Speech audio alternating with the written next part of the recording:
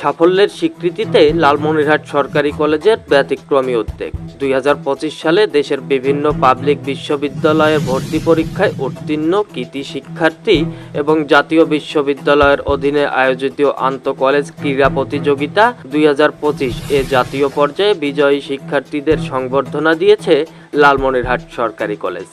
আজ সোমবার কলেজ কর্তৃপক্ষের আয়োজনে কলেজ ক্যাম্পাসে অনুষ্ঠিত এই সংবর্ধনা অনুষ্ঠানে বিশ্ববিদ্যালয়ে সুযোগ পাওয়া শিক্ষার্থীদের ফুল দিয়ে শুভেচ্ছা জানানো হয় এবং সম্মাননা প্রদান করা হয়।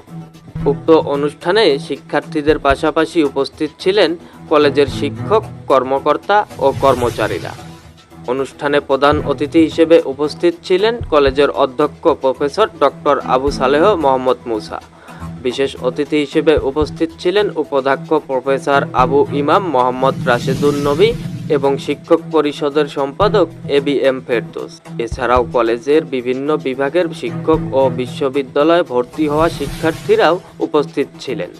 উক্ত অনুষ্ঠানে বক্তারা বলেন, লালমনিরহাট সরকারি কলেজের শিক্ষার্থীরা প্রতি বছর পাবলিক বিশ্ববিদ্যালয়ে অভাবনীয় সাফল্য অর্জনের মাধ্যমে কলেজের গৌরব বৃদ্ধি করছে।